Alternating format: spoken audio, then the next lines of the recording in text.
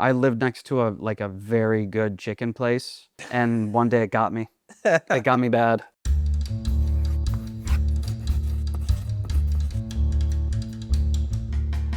I'm Eli Leonard. I am the Jew that they chose to do this. And hey guys, my name's Amir Muhammad, and I'm not Muslim myself, but culturally, I was raised in a Muslim household, so I'm the Muslim guy that they chose for this one. Yeah. Today, we're going to be getting into diets for different religions, specifically kosher and halal. Let's start with kosher. Kosher, or Kashrut as it's called in Hebrew, is a set of very strict rules in which we abide by for our diet, like what we can and cannot eat.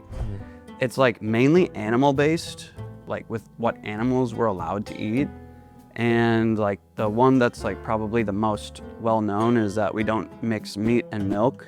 And that comes from this idea of you can't boil a calf in its mother's milk. So you can't like have a cheeseburger. I never understood why we can't have like chicken parm. Like it actually doesn't make sense to me. I'm sure like Rambam or some Talmudic scholar like has the right idea, but I don't get it. And then we have to eat animals that are mammals that have split hooves and chew their cud, so they have 4 stomachs that they just rotate through. Yeah. So I think it's like just so that we eat cleaner animals. And then fish, they have to have fins and scales. They can't be like bottom feeders. I don't know if like a shark is dirty, but we can't eat a shark. Oh yeah, we have to kill them. We have to kill them quickly so that they don't feel pain. Right. Or as little pain as possible. And then like, I think a rabbi just goes and like does a blessing over them and says like, okay, you're kosher now. Right. Like once they're dead. Rite of passage. Yeah, yeah. Do you still strictly follow a kosher? No, I really don't. I kept kosher growing up in my household, and I've like gone back to it quite a few times, like through college and like when I first moved to Los Angeles. But growing up, I definitely did, and we had like 2 sets of plates. So we had like one for everything that was like parv, or parv means like not dairy, not meat, like an egg or something. Yeah. So dairy and parv were on one plate, and then meat was on another plate. So if we had anything that had meat, it would have to go on those plates. And then, we'd wash them separately and everything. So like even down to the like silverware and tableware, we'd have to use a different set if we were eating meat. Yeah. So yeah, like that's like how my household grew up. And then, I don't know, I've like kept kosher a little bit from time to time out here.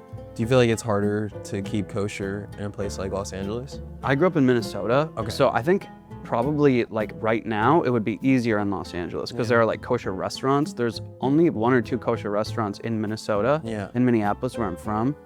And so like when you would go out, you just have those 2 options. And then like there's not like many kosher markets. Like there are markets that have kosher food, but they aren't like necessarily just kosher markets. So, and here there's like tons of them. Yeah. So when I was keeping kosher in LA, it actually was much easier than Minnesota, but the temptations out here are a bit too much. Yeah. Yeah. Cheeseburger temp. Yeah, cheeseburger. I lived next to a very good chicken place. Yeah. And I was keeping kosher, and then I would just smell it before I would go in, and one day it got me. It got me bad. Yeah. I mean, it's understandable. Like, I feel like it's very similar for halal. I was like raised in Chicago and like somewhat of like an Arab neighborhood. So there were a lot of like halal markets that you can go to and kind of stick to it. Like for me, my mother is Christian and my dad's Muslim. So for them, they never really forced me into either one. They just kind of exposed me to both. Must have been nice. Yeah, right. And I'm really grateful to both of them because they allowed me to choose what I felt called me to it the most, but I was definitely exposed to both. And so just living with my father, of course, halal is very similar to kosher. Like it's, obviously there are things like outside of diet, like halal is just like things that are permissible. And then the opposite is haram. So like there are certain things that aren't permissible in terms of our diet. Like obviously pork is like the main one that a lot of people know. But the slaughter is very important as well. In order for a food to be deemed halal, it has to be done by a Muslim, and it has to be like humane. Like you have to kill the animal with as least pain as possible. Very similar. Yeah, very similar. And then it's also just about the raising of the animal too. Like the animal has to be taken care of. You can't have animals that are mistreated, and the animal can't be dead before the slaughter. Like it can't like die from some disease and then you feed it to people. That's not halal. Is that similar in kosher? I bet it is. I bet it is. I'm not sure. I think it is. It sounds familiar. I don't think you can eat an animal that's already dead. Like you have to butcher it. Right. Yeah, I think that's right. And then another like big thing, because me and my friends, we do these really weird hypotheticals all the time. Like what if we were all stranded on top of like some mountain and like we had nothing to eat, and then one of our friends like dies from some leg infection? Would you eat your friend to stay alive? And now obviously that's extremely haram, but in the Quran it says like if you're in a position that you're going to starve to death, you can eat foods that aren't permissible. And obviously a human is pretty extreme. Yeah, but I bet it's similar for you guys, right? Like if you're in a position where like you just go starve, yeah, you gotta break the rules. I mean, I know that like breaking Shabbat, if it's something that will like save a life, then it's a mitzvah to do it. Like it's a good deed to do something. So I'm not positive, because there's also like laws about how like you should never bow to another god or like follow another set of rules. Yeah. So I'm not actually sure, but it seems like maybe, like, I don't know. If I was on an island, I probably would stop at people. I'd probably go anywhere but people. Yeah. That was my answer too, but my friends are kind of insane. I want to ask you this: shellfish. How do you guys? That's out. That's out for all shellfish is out. too. Everything in the sea, everything in the sea that does not have fins or scales, that's out. Yeah. So like an eel like doesn't have fins, or like a shark doesn't have scales. And then all of the stuff that like dwells on the bottom, like octopus or shrimp or crab or lobster, those are all like crustaceans that do not have fins or scales. So that's just like out. Yeah.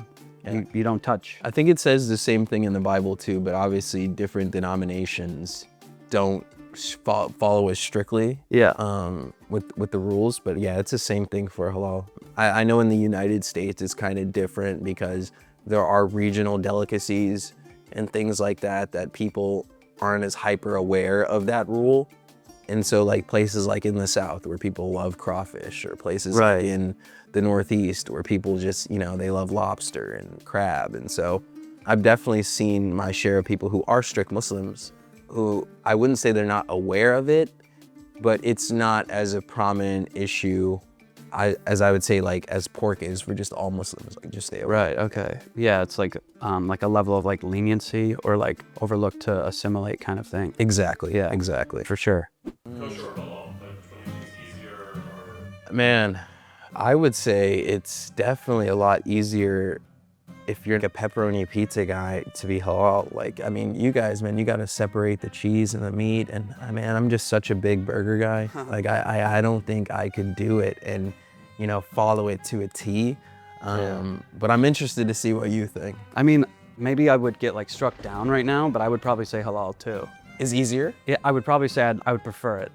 And there's like, there's so many more places that serve halal meat too. Yeah. Every cart has a halal meat on it.